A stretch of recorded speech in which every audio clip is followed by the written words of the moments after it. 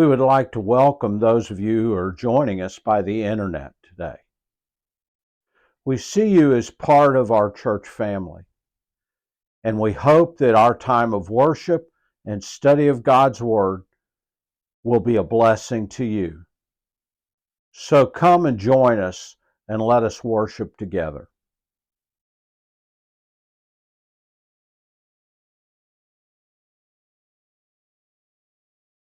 All right. I want to invite you to open your Bibles again to Romans chapter 12. And we're continuing this journey through Romans chapter 12.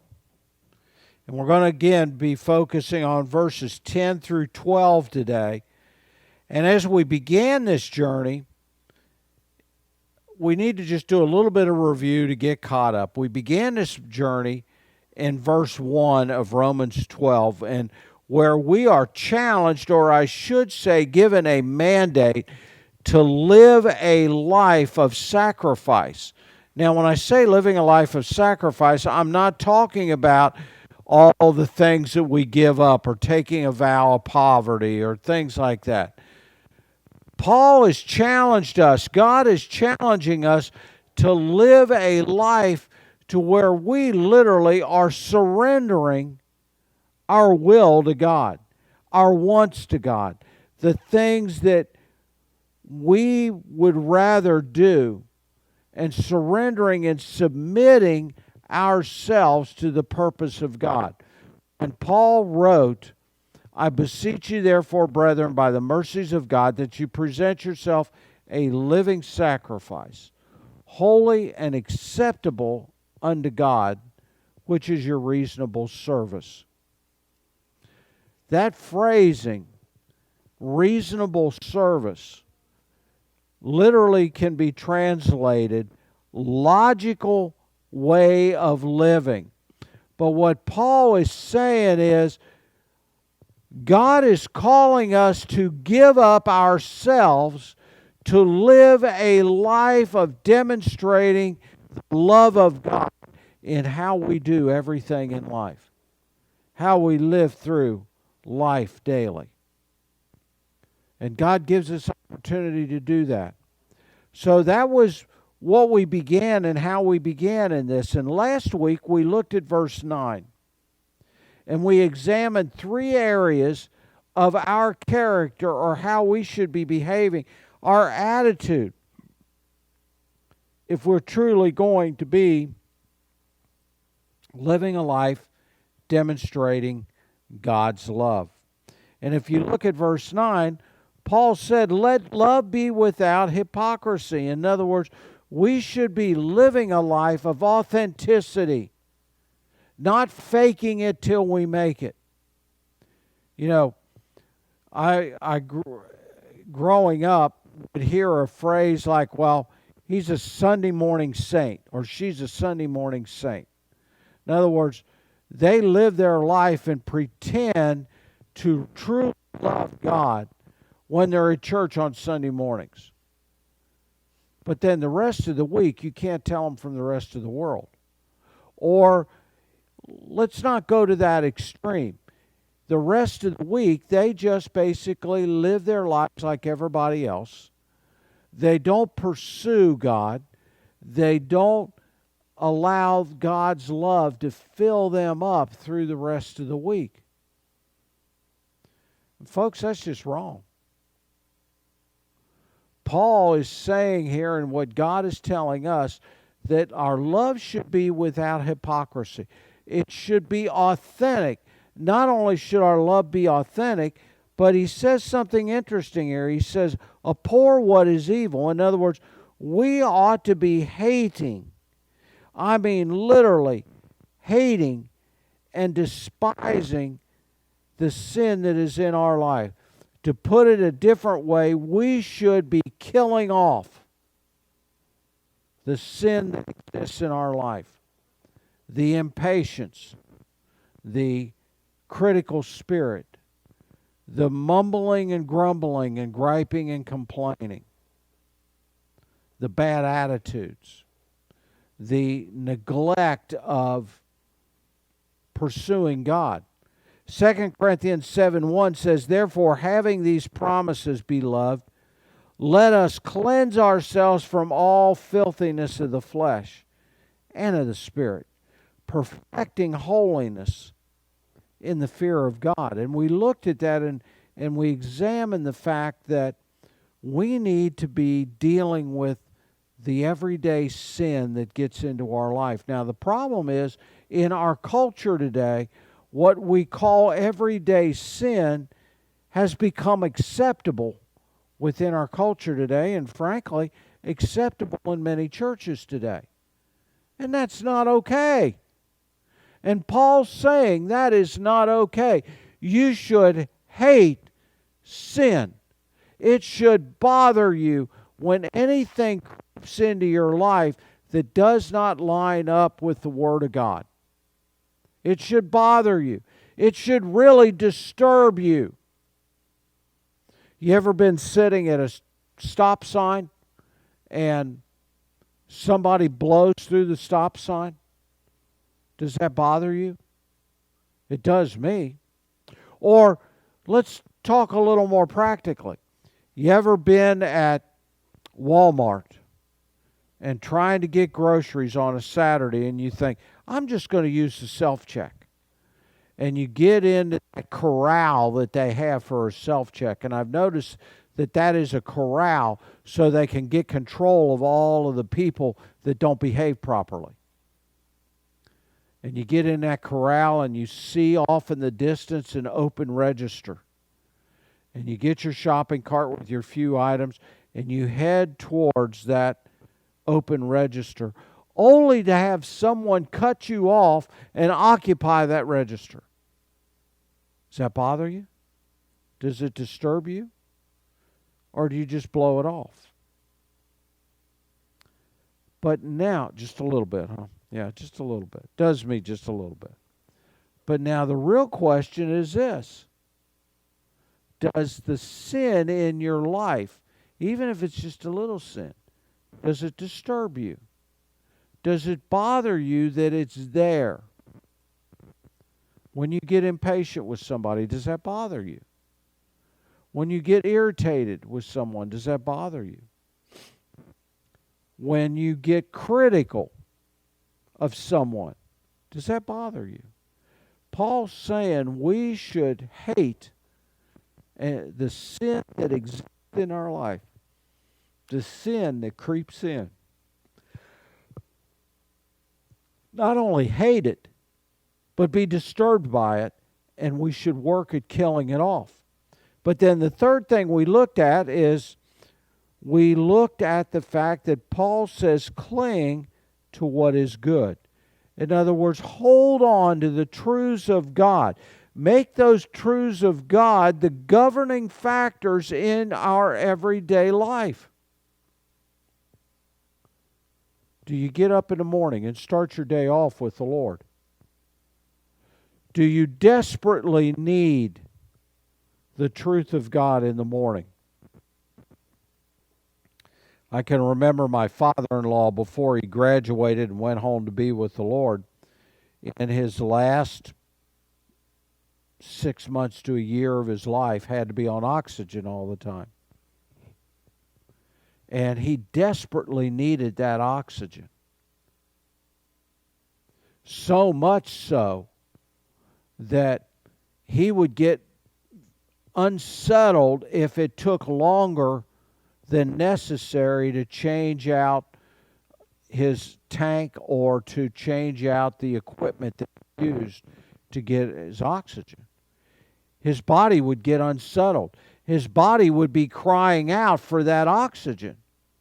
Are you that way with the Word of God? That you start your day out and become so unsettled because you did not spend time with the Lord that morning or during that day. But this is what Paul's saying. Paul is saying we should live our lives living them out for the Lord. We should live our lives desiring what God has, hating what is evil, being genuine as we live each and every day of our life. So we looked at that and holding on to the truth of God's Word. Now today, we're going to, as I said before, look at verses 10 through 11, and it reads like this. Be kindly affectionate. I would circle those three words because what Paul is saying here is this is a behavior of how we should be. This is how we should exist. We should be kindly and affectionate to each other. And then he goes on and he says, with brotherly love, in honor, giving preference to one another, not lagging in diligence, fervent in spirit, serving the Lord, rejoicing in hope, patient in tribulation, continuing steadfast in prayer. That being kindly affectionate, we are to treat each other with a love that is familiar. And when I say familiar, it's not like, oh, hi, I know you. It's like they're part of your family. It's like they should matter to you. I was in the back earlier this morning and talking to people, and I realized that Marvella, in her stealth mode, snuck in, and I didn't know it. But I saw her sitting there, and it was like, man, I need to go say hi to her. That's part of that kind of love. If she wasn't here, I'd miss her. There are others that aren't here that I miss them. And I feel that absence of them. And what Paul is saying, what God's Word is saying to us is, this is how we should be treating everyone, that they matter to us. Do you know that people leave churches and disconnect from churches because they sit in a pew and come to the sense of feeling that they don't matter to us? There are others that haven't been here since COVID because it got so easy to stay at home, and they reached a point that they felt like, well, I must not matter to First Baptist because I haven't heard anything from them. And they never come back. That's the reason people leave. Because they don't have that sense of belonging, that sense that they matter. And what God's telling us here is, all right, you need to be kindly and affectionate to each other. You need to have that love that can only come from the view that they're family. But here's the other part of that. That love, quite honestly, can only happen if we allow the Holy Spirit to stir it up within us. Because in reality, in our humanity, we're very narcissistic. It's all about us. It's all about me. And we need to understand that it is important for the Holy Spirit to stir that love up within us. That it needs to happen in that way. That loving kindness that is directed towards each other, behavior and quality of a child of God.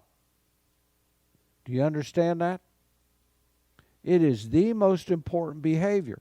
And it's important in that way because of how others experience that love of God that flows out of us. Because that's what gives credibility to us, number one, when we claim that we love Jesus. I mean, stop and think about it for a minute. We've all met people like that say, oh, I love Jesus. I really love Jesus. But their behavior doesn't line up with their words. the most important thing we can do as a church family is to be loving of each other, loving of people that come to visit, loving of the children that we have here. Let me tell you something. We should love all over these kids that are here. We should be thrilled that they're here. And I know you hear me say that, and you will continue to hear me say that. The second thing that we want to look at here is where Paul says, in honor, giving preference to one another. I have to admit, is Perry hiding back there, John, or? Okay. Praise God, Perry. Did you say he was with the kids? That's his heart. But I was here early this morning, and with it being so cold, we were keeping the doors closed going into the fellowship hall to hold the heat in down there. We didn't want to have any problems. Praise the Lord, we have not had really any problems up to this point other than a condensation line freezing. But I was in a hurry. I had taken donuts downstairs. Yes, Peggy, I'm guilty for buying donuts and not remembering that you did it. So, again, I apologize.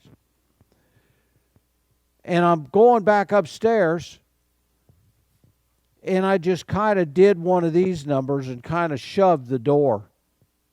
Well, it didn't close all the way. And I started up the steps. Now, I'm telling on myself here. I knew at the bottom of the steps the door didn't close all the way.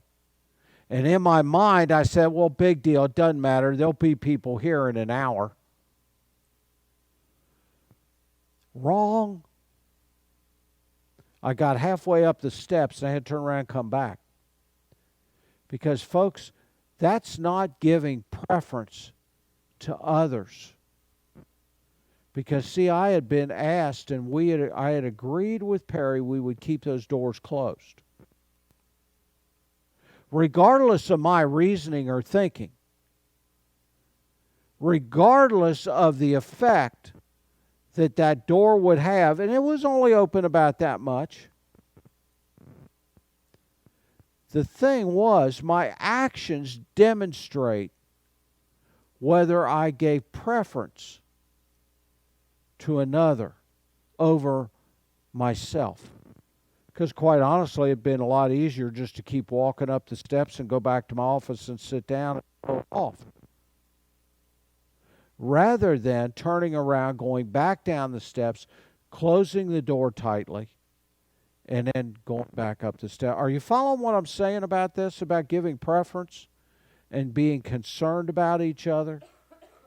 So often the Lord puts somebody on our minds, and we just kind of, yeah, okay, Lord, well, yeah, you put them on our mind. God bless them. Take care of whatever's going on in their life. But you know, sometimes God does that so that, because He wants us to call them or check on them. Or just to make sure that everything's okay with them. And we need to remember to do that. Because that's giving preference over ourselves. We so often make the decision to neglect what God is directing us to do out of selfishness and out of being more concerned about ourselves than others within the church. Let me tell you something. If we truly demonstrated that brotherly kindness in giving preference to others over ourselves, they'd be lining up at the door to be in here. Because the world doesn't act that way. But that's how we should be acting. And it needs to start with the children and going up. Avery, are you awake? Come here a minute. I need you to help me with something. Come here. Avery's getting a workout today. Now, I want you to watch closely about something here. Yeah. Okay, here's what I want you to tell me about your notebook. Uh-huh. Well, what about it? When did you get that? Christmas. You got it at Christmas. Yeah. And it's handy to have, isn't it? Yeah, and I got it from my mom. All right. That's cool. Okay, thank you, Avery. You helped me out. Now go back and sit back down. Now, anybody see what I did? I got down on their level. That's exactly right. God is blessing us with kids here.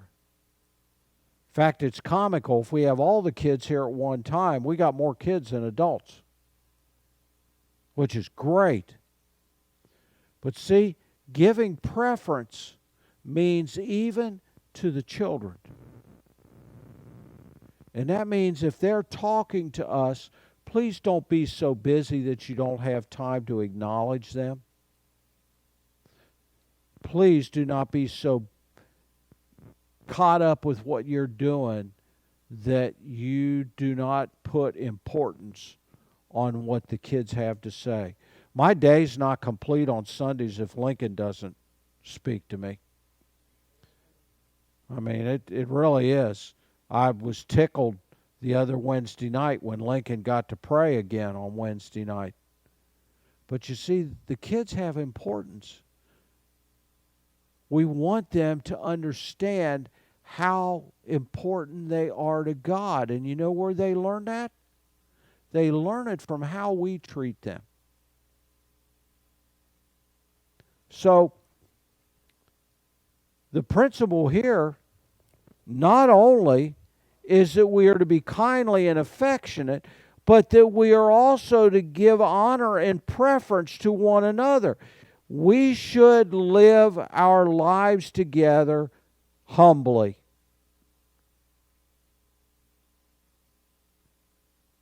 Not arrogantly. Not so consumed in ourselves. You want to win mom and dad over? When we have mom and dads come and families come and visit, speak to their kids. Man, nothing used to thrill me more than to have adults want to speak to my children when they were little. Speak to the kids. This is not just for adults, and I want us to understand this. What God is telling us here about being affectionate, of giving preference, it's not just about adults. It is about how we treat the kids and behave with children that are here as well. So, we need to give preference to them as well. The attitude of our heart is what's so important. James chapter 4, verse 10 says, "Humble yourself in the sight of the Lord, and He will lift you up." Now, Dr. Jim and he manages to bend over and look at the level of the kids. And I do the same thing. I try to get down on my knees once in a while, and God's going to have to help me get up because gravity's not my friend when it goes to get up off my knees anymore. Isn't that right, Dr. Jim? That's it. But see, what we need to know is that God will help us with what we need to do. And here's the thing. All of us, we always have time to do the things that God wants us to do. And the rest just doesn't matter. God wants us to give preference to others. We should never be in such a hurry to get things done in this church or to get the service started on time that we don't have time to speak to each other. Let me tell you, you ever see me rushing in here to get service started and not take time to say something to somebody or speak to somebody? Call me on it. Interrupt the service. Because it's more important for us to acknowledge each other, to demonstrate that love. Do you really think that God ignores us? Anybody in here believe that God ignores us? Anybody in here believe that God neglects us? He doesn't do any of that. So why should we behave that way? We're supposed to be God's ambassadors. We're supposed to be demonstrating that love of God. So God will lift us up. 1 Peter 5:6 says that, therefore humble yourself under the mighty hand of God, and he may exalt you in due time. Humble heart, that is the true heart.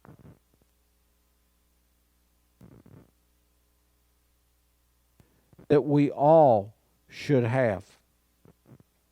Now, Paul goes on and writes here in verse 11, and he says something that was almost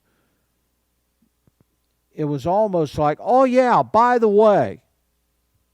Look at verse 11. It says, not lagging in diligent, fervent,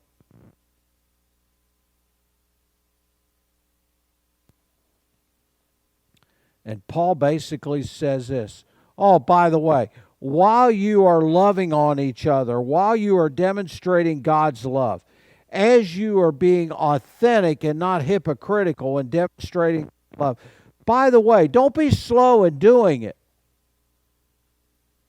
Be diligent, be attentive in doing it.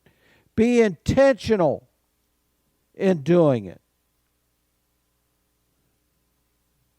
We should be so busy, not about the things that we do, but we should be busy about the business of God. Are you following me on this? Just nod your head up and down. John, you following me back there? You're the only one that's talking to me this morning. So we need to be busy about this. It is our duty. It is our duty from the point of salvation to be busy about kingdom things, about the business of God. From the point of salvation on, we are to be busy about the things of God. And we are to learn what those things are and to grow in those things. And unfortunately, for some of us, when we retire in our vocation, we retire from the business of God as well. And we just kind of stagnate. We stop. And I know some of you may not like that, and you'll get over it. Because it's not me saying that.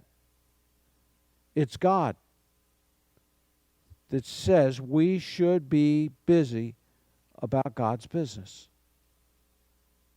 So Paul's saying, oh, by the way, while you're being genuine, or if you're being genuine, if you are loving on each other and treating each other with more importance than yourself, don't be slow about doing it. Don't procrastinate. Don't lag in the time that you do it. And that basically is what Paul is saying here. That we should be doing this at all times.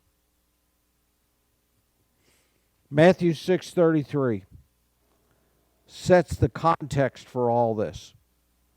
Jesus said, but seek first the kingdom of God and His righteousness, and all these things will be added unto you. Now, the backstory there is that people were worried about their daily lives. They were worried about their income, their clothing, their food, their housing, how to cope with daily life. And Jesus said, okay, here's what you do. Seek out, first thing, is God's kingdom. In other words, put God's sovereignty and God's rule. Then, once you've done that, you seek out His righteousness. You commit to living your life. You and I commit to living our lives God's way and not our way. We love on each other like we're talking about today. We give preference to others more than ourselves.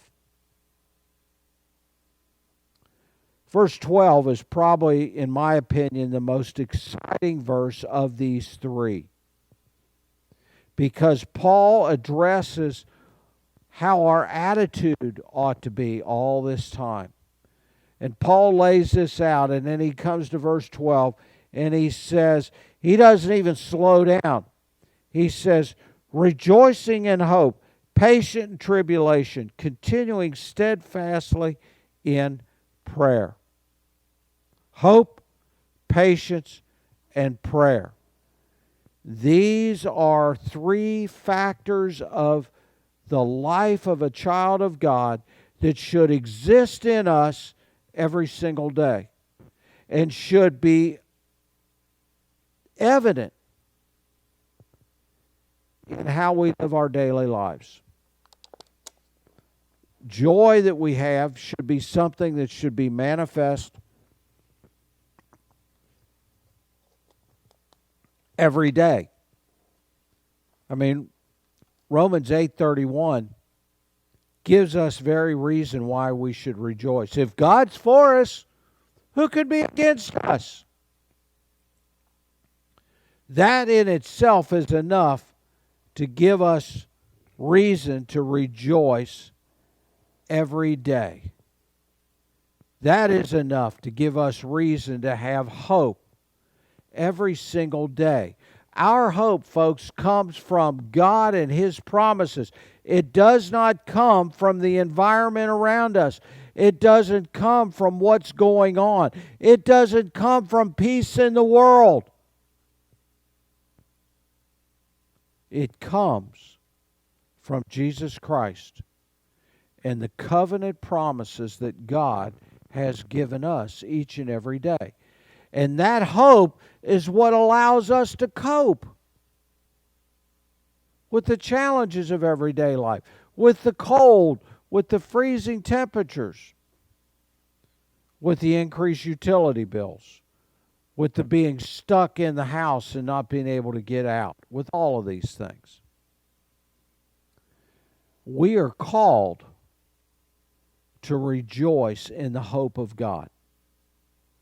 Regardless of the challenges, regardless of the circumstances, we are called in that hope because we know that the Holy Spirit who lives within us is revealing to us opportunities to grow spiritually, reminding us that God's got it under control, that He's going to provide our needs.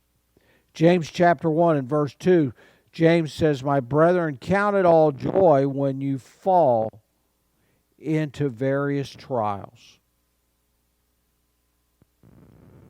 I mean, it's evident that God is still working in our lives, and that's something that should get all of us excited. Not gloom and doom, but excited and rejoicing. It's also important to remember that the biblical definition of hope is much different than what the world says.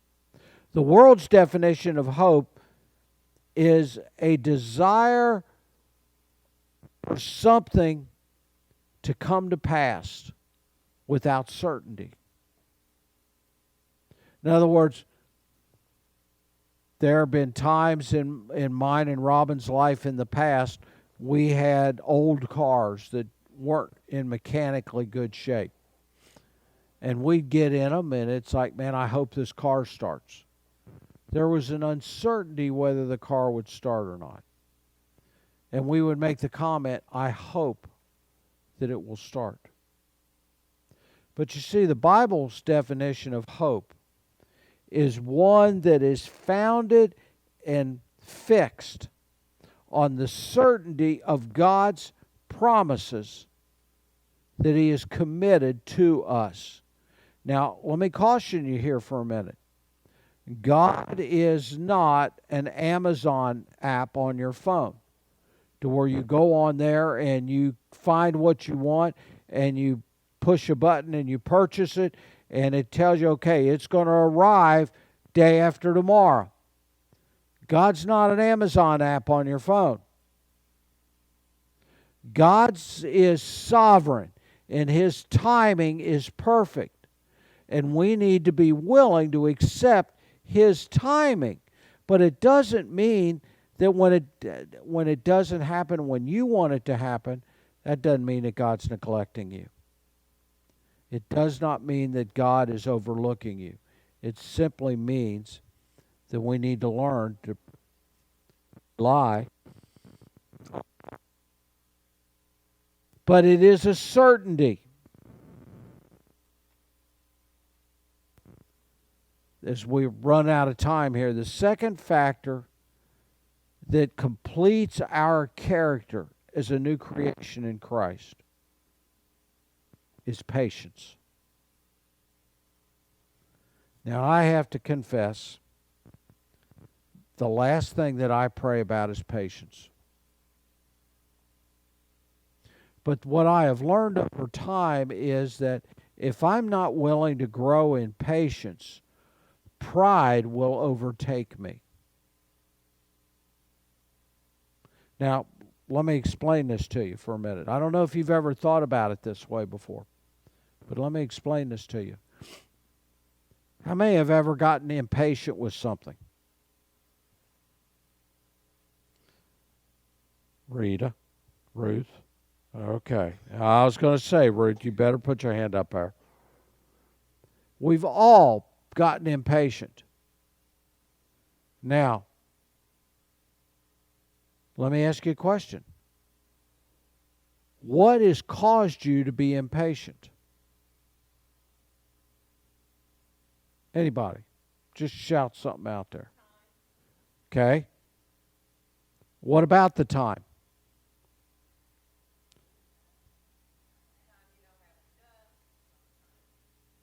Okay. Okay. In other words, do what? Yeah, okay. So in other words, what you're saying to me is you're personally inconvenienced, one way or the other. You ever got impatient with another person? And it's inconvenienced your plans, hadn't it? Boy, I dealt with this with the grandchildren. Robin made arrangements to take our granddaughter out to shopping while we were over there, and we had predetermined, okay, that she's going to be out to the car when we get there. Now, she's 12 years old. Enough said. So, not only did I have to go in to get her, but she wasn't even dressed. And I experienced this impatience, and I wanted to holler up the stairs and ask her, what was she thinking? Well, I knew the answer to that. She was thinking about herself and not about me. But see, the guilty party was me, because I was being inconvenienced, because my plans were not going the way they needed to go. My pride was kicking in. Are you following this now? If we are not willing to allow God to develop patience within us, we basically are setting ourselves up for the pride in our lives to kick in and grow and corrupt our thinking and our behavior. Does that make sense to you? That's why it's so important for God to develop patience in us. The patience that is developed within us grows us. Now, there's a final factor here that completes our character as a new creation in Christ. Now, this is the glue that holds it all together. This is what truly matures us. Look at the last part of verse 12. continuing steadfastly in what? Prayer. Prayer is that ongoing behavior that binds everything together. It should be a continuing dialogue between you and God, pouring out your heart to God. A couple of the men and I were having coffee yesterday morning, and we got talking about prayer. And I shared with them that I found that in my life I've learned that when I am hesitating praying, it's when I'm not willing to open my heart up to God because of frustrations, or I just wanted to have the screaming memes. And I've got this in my mind, oh, that's not appropriate to just pour my heart out to God, which is kind of ridiculous since God already knows my heart anyway. He knew everything about me before I was ever born. So how ridiculous is that thinking? But in that thinking, then I tell myself, well, I need to get a handle on myself before I can go to God and talk to Him appropriately. And guess what tends to not happen? I don't talk to Him at all. And you see, the most important thing that we can do is to pour our heart out to God. Paul wrote in Philippians 4:6, he said, be anxious for nothing, but with all prayer and supplication, with thanksgiving in your heart, let your requests be made known unto God. In other words, quit worrying about anything, but go to God with the screaming memes if you have to, and say, God, I'm not feeling the love right now. I am having a hard time. I don't want to come to the church and preach. It's cold outside.